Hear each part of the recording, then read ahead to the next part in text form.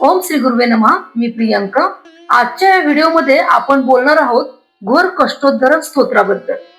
हे घोर कष्ट, संकटे, रोग, दारिद्र्य आणि ग्रहपीडा यांच्यापासून मुक्ती देणारे शक्तिशाली दत्त स्तोत्र आहे. चला तर मग सुरुवात करूया. श्रीपाद श्रीवल्लभत्वं सदैव. घोर कष्टोद्धरण स्तोत्र हे परमहंस परिव्राजकाचार्य श्री वासुदेवानंद सरस्वती स्वामी महाराज, ज्यांना आपण टेमे स्वामी महाराज म्हणूनही ओळखतो, यांनी रचलेले आहे. ते भगवान दत्तात्रयांचे अंशावतार मानले जातात आणि दत्त संप्रदायात त्यांचा मोठा आदर आहे. हे स्तोत्र श्रीपाद श्रीवल्लभ दत्तात्रयांचा पहिला अवतार यांना समर्पित आहे. शके 1833 साली म्हणजे इसवी सन 1911 मध्ये टेंबे स्वामींचा 21वा चातुर्मास कुरुगड्डी येथे म्हणजे कुरवपूर येथे सुरू होता. कोल्हापूरचे श्री शेषो कारदगेकर हे भक्त आपल्या कुटुंबासह दर्शनाला आले. त्यांना संतती नव्हती आणि कर्जाचा मोठा बोजा होता. स्वामींनी त्यांना आशीर्वाद दिला. पत्नीच्या ओटीत प्रसादाचा नारळ ठेवून संतती होईल आणि कर्ज फिटेल असे सांगितले. त्याप्रमाणे झाले देखील. एक मुलगा आणि एक मुलगी झाली आणि कर्ज संपले. या अनुभवानंतर कारदगेकरांनी स्वामींना विनंती केली, माझ्यासारखे इतरांचेही कष्ट दूर होण्यासाठी श्रीपाद श्रीवल्लभांचा धावा करता येईल असे स्तोत्र रचा. स्वामींनी लगेच हे 6 श्लोकांचे स्तोत्र रचले. 5 मुख्य आहेत आणि एक फलश्रुती. हे स्तोत्र आज नरसोबाची वाडी, गाणगापूर, औदुंबर इथे दत्तस्थानावर रोज म्हटले जाते. त्याच्या पठणाने घोर कष्ट, संकटे, रोग, दारिद्र्य, ग्रहपीडा, विशेषतः गुरुग्रह पीडा दूर होतात असे मानले जाते. हे स्तोत्र फक्त 6 श्लोकांचे आहे, म्हणजे 12 ओळी. ते म्हणण्यास 2 ते 3 मिनिटे लागतात. रोज 11, 21, 51 किंवा 108 वेळा पाठ करतात. श्रीपाद श्री वल्लभत्वं सदैव, श्री दत्तास्मान् पाहि देवादिदेव, भावग्राह्य क्लेश हरिन् सुकीर्ते, घोरात कष्टात उद्धरास्मन्न नमस्ते. श्लोक पहिला. हे देवादिदेवा श्रीपाद श्रीवल्लभा, तू नित्य निराकार निर्विकार आहेस. तू स्वयं श्री दत्तात्रयांचं स्वरूप आहेस. आमच्या प्रार्थनेला तू फलद्रूप करून आपल्या शरणात घे आणि आमचे रक्षण कर.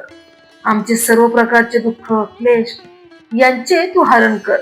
आम्ही तुझी भक्ती करतो, तुझे सुंदर नामाचे गुणगान करतो, कीर्तन करतो. घोर कष्टातून आमचा उद्धार कर. आम्ही तुला नमस्कार करतो.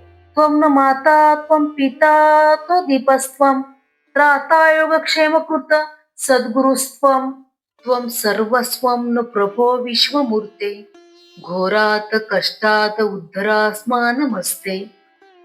श्लोक 2. तू माता, तूच पिता, आप्त बंधू भ्राता आहेस.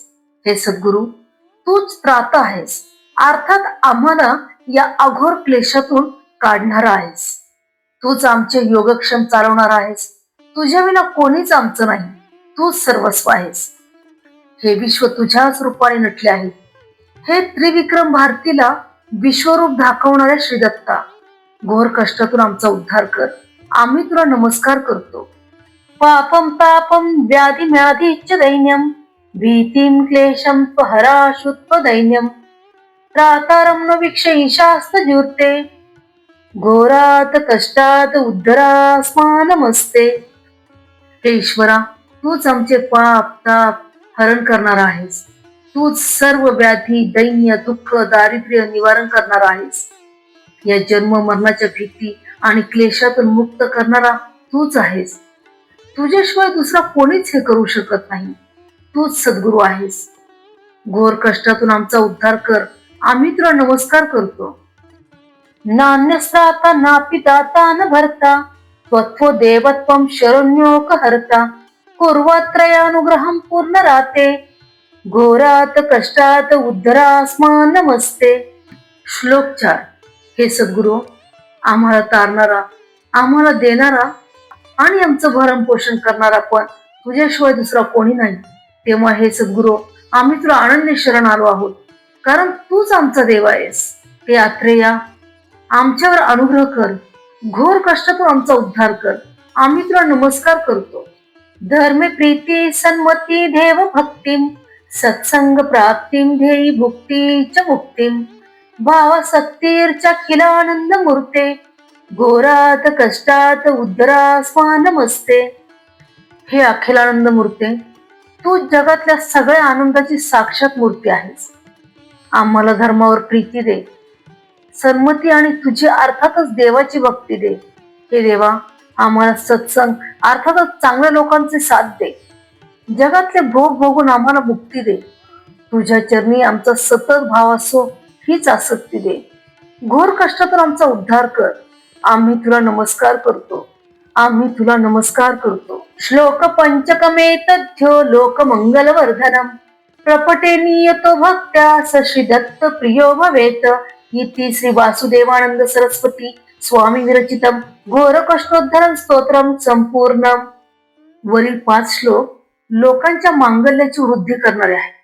तसेच जो कोणी या स्तोत्राचे नित्य भक्तीने पठण करेल तो श्री दत्ताला प्रिय होईल.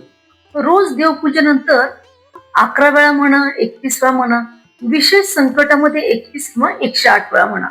पूर्ण एकाग्रता आणि भक्तिभावाने म्हणा. पाठ करताना म्हणजे याचे पाठ करताना दत्तात्रयांची मूर्ती किंवा फोटो समोर ठेवा. या स्तोत्राचे अनेक फायदे आहेत.